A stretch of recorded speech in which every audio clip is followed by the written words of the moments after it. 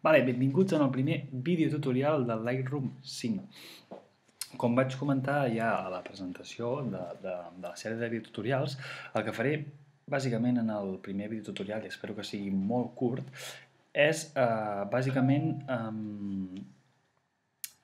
ensenyar a configurar una mica el Lightroom perquè el tinguem a la nostra mida. Quatre preferències bàsiques del Lightroom i de la interfície perquè el tinguem com nosaltres vulguem i ens sigui molt més fàcil treballar. Vale? Primer de tot el que farem ja serà obrir el Lightroom. En aquest cas jo treballo, com podem veure aquí a baix, és amb l'Adobe Photoshop Lightroom 5. Vale? És l'última versió, diria que ha sortit del Lightroom. Quan estem a dins del Lightroom ja se'ns obre, en aquest cas jo el tenia obert ja amb les meves col·leccions, etc, que això ho explicarem més endavant, repeteixo, però ja veiem la interfície, vale? Tenim aquests dos panells aquí al costat amb la línia de fotografies aquí baix. Vale? Però bé, això ho anirem explicant de mica en mica per no atabalar-nos. El que farem primer de tot, per adaptar Lightroom com nosaltres vulguem, és anar a Lightroom, a la barra de menús, i a preferències. En aquest cas, la pantalla que se'ns obrirà serà les preferències del Lightroom. Ja per defecte, quan cliquem a preferències, se'ns obre la pestanya d'interfaz. Vale? Comencem pel principi, per anar a poc a poc, i anirem a Generales. Vale? Aquí Generales, com a qualsevol programa, tenim preferències bàsiques. L'idioma, jo en aquest cas el tinc en espanyol, perquè és més fàcil a l'hora de detectar algunes paraules, tot i que en anglès no estaria malament per aprendre'n, vale? En aquest cas tinc espanyol, podeu triar l'idioma que vulgueu, lògicament. Després tenim ajustes. Aquí hi ha aquests dos botons són importants. A mostrar pantalla de presentació durant l'inici, jo aquest el tinc deseleccionat. Per què? Perquè suposo que quan vosaltres heu obert el Lightroom se us ha obert el típic quadre rectangle amb el logo així d'Adobe, la típica disseny d'Adobe que hi diu Lightroom. Això bàsicament el que fa és treure allò i se t'obre ja, o sigui, la primera cosa que veus és la interfície del Lightroom, vale? Bàsicament treus això. Jo ho tinc tret perquè tampoc m'importa veure-ho. I després tenim això de buscar actualitzacions automàticament, que sempre va bé per tenir-ho, vale?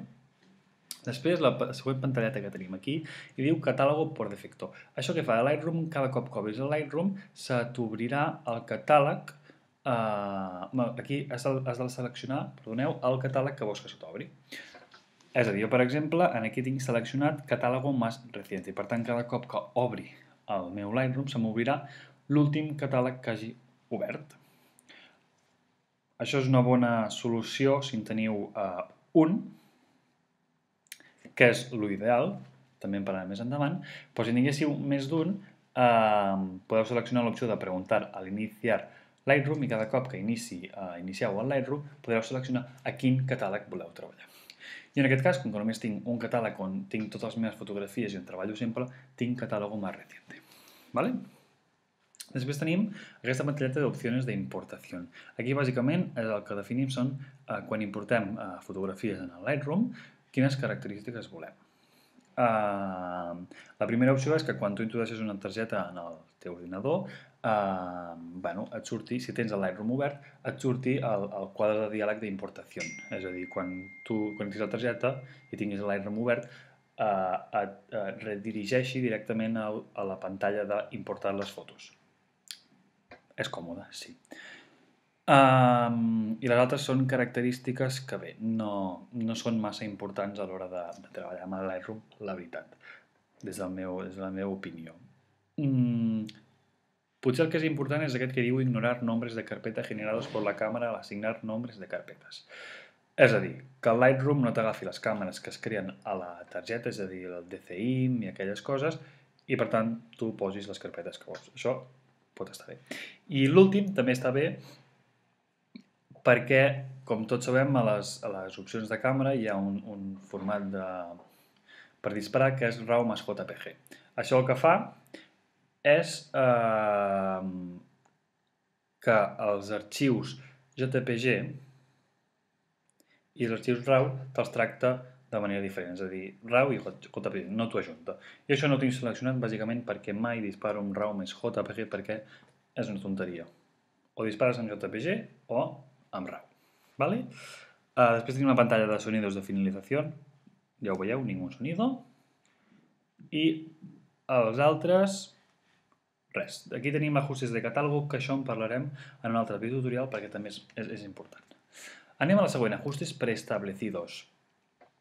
Aquí, bàsicament, una opció que té molt bona a Lightroom és que pots crear ajustes preestablecidos de revelado, és a dir, ajustes ja que tu al clicar ja se't retoca, per dir-ho d'alguna manera, automàticament una foto. Després pots retocar-la com vulguis exactament, ¿vale? Però és un ajuste preestablecido.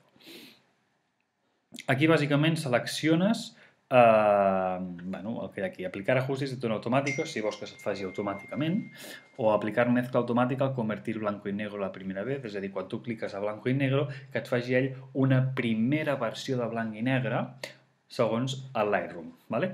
Bàsicament és coses pràctiques però que jo no selecciono. El que està bé, si us interessa, és això d'establecer com valors por defecto específicos para un número de sèrie de càmera i per un ajuste d'ISO de càmera, és a dir, pots dir que si jo disparo a 400 d'ISO, vull que, per dir alguna cosa, el brillo estigui sempre a menys 20, per dir-te alguna cosa, amb aquest ISO, o que 100 estigui amb més 10, o al revés, amb aquest número de càmera vull que sempre em faci aquest retoc. Jo no els faig servir, però bé, són útils, sí. I l'altre ho deixem a part. Bueno, això és la ubicació on es guarden els ajustes preestablecidos. En teoria que hi ha una carpeta on guardes el catàleg, etc. ¿Vale? Edició externa. Això és important sobretot quan parlem d'editar una foto del Lightroom i després la volem editar amb el Photoshop. Aquí és important perquè el que estàs dient és que en quin format vols que quan obris la foto del Lightroom i la passis al Photoshop, en quin format vols que l'exporti, l'exporti entre cometes, ja que no l'exporta. ¿vale? Jo en aquest cas tinc TIFF, perquè crec que és un bon arxiu, molta informació, no perd qualitat, i etc. Espacio de color, foto RGB. Aquí seria ideal que tinguéssiu el mateix que la càmera.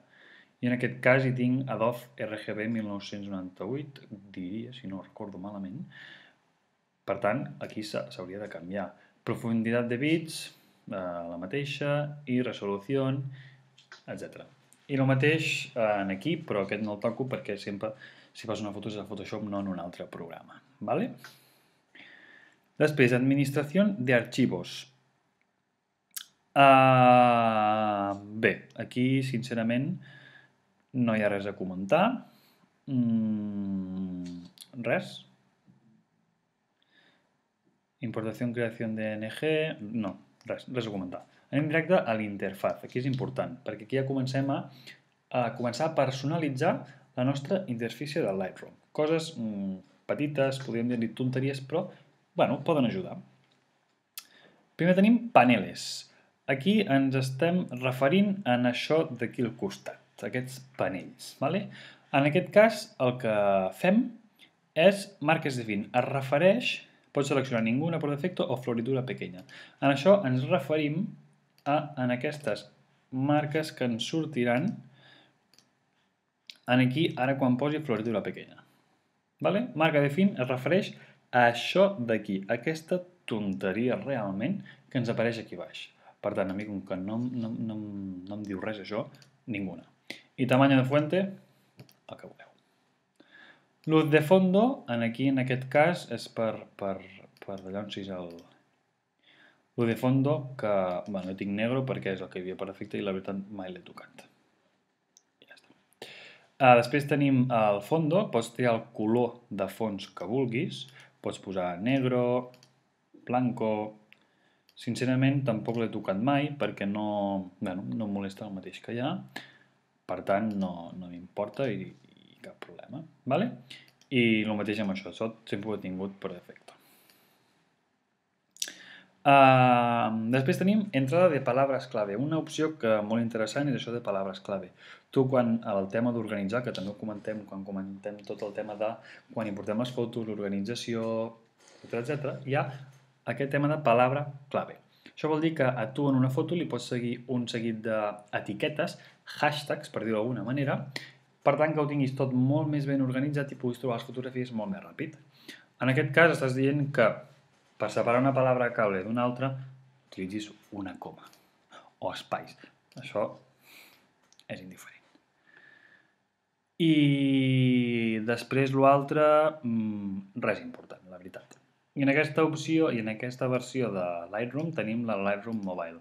Bueno, jo us haig de confessar que no tinc el Lightroom pagant, però igualment tampoc utilitzaria el Lightroom Mobile. Per tant, res més.